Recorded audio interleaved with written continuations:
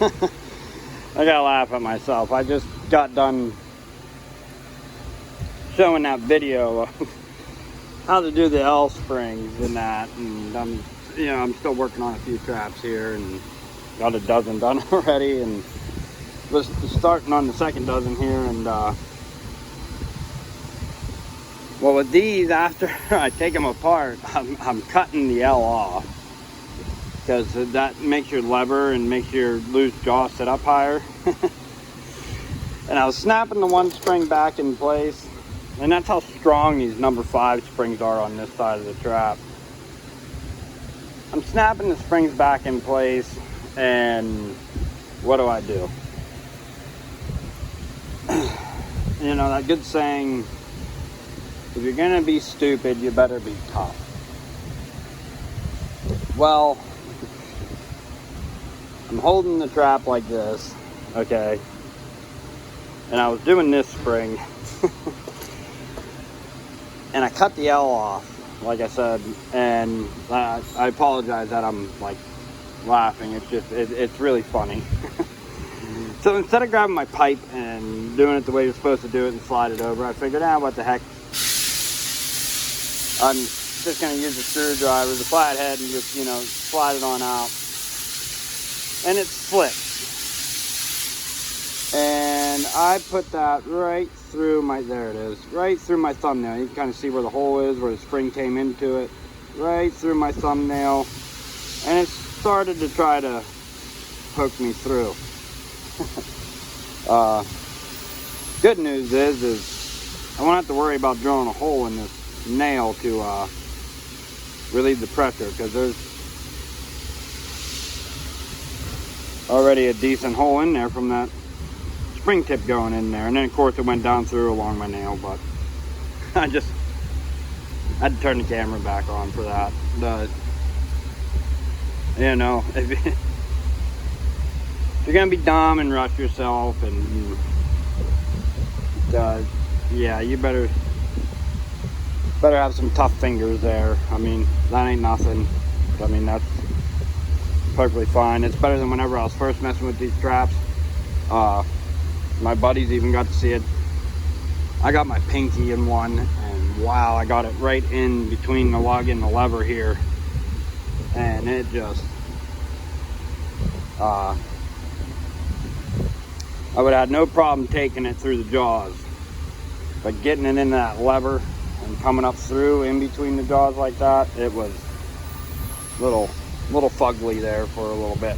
But yeah, I just had to turn that back on. But I did end up wanting to show something else here real quick too.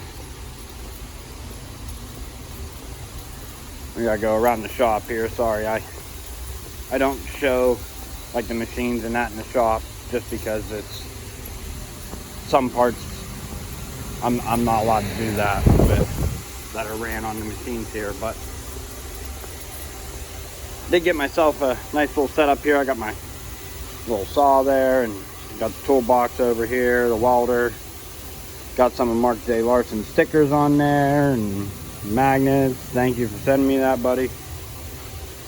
And that, but got myself a nice little table here set up. If you see my other videos, I was in like a little table here, and now I got this one set up for all my welding. I got a bunch of bodies of drags cut, a bunch of the triangles for them and that, and I just used one of them to cut that with. A lot of my stuff is still all manually done. I enjoy doing it. I like that fabricating and hands-on stuff, and obviously busting up the fingers and the knuckles and that, doing it, and burning holes all through all my pants and leather on my boots. But then also some other modifying fab guys have been using these hammers, so I went ahead and I'm gonna do a few of them.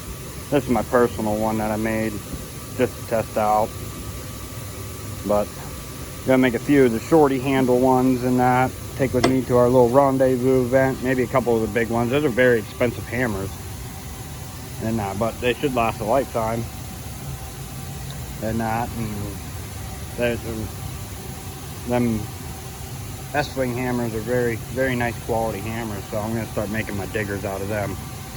I mean, I guess you can't be the Hammers Trapline products without a hammer. I mean, that's a 4-pounder. That's what I like to use.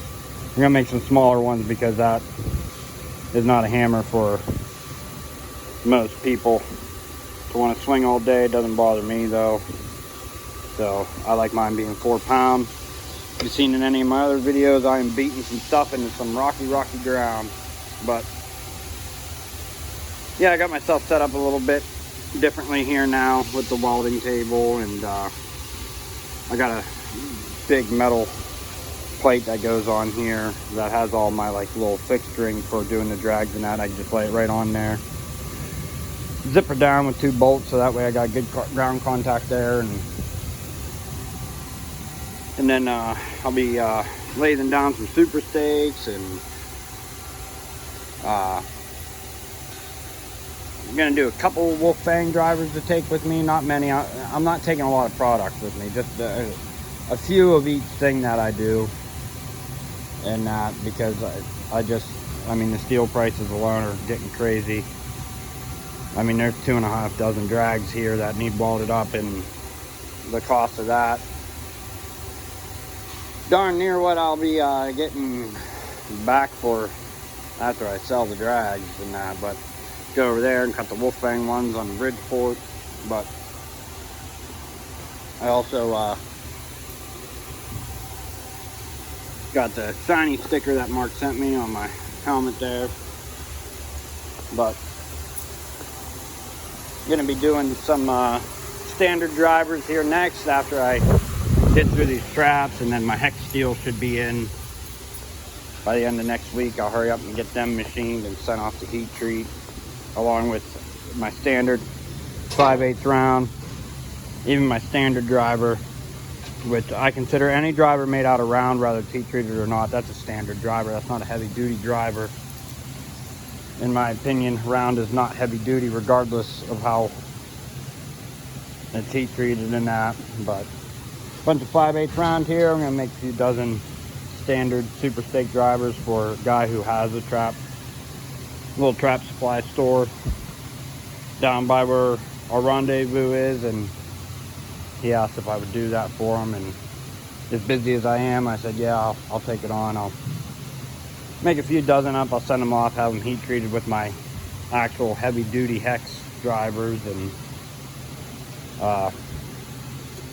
got a ton of 3/16 there. That's for another trap I'm going to go ahead and do modifications on, and go ahead and sell a few for the laminations. Also, I got an S-hook jig now that I can just bend my own S-hook. And then I'm also going to use this as my chain deflector on drags, of course. But yeah, I just whacked my thumb there, and I figured, good laugh, share it with all of you. Have a good day, everyone.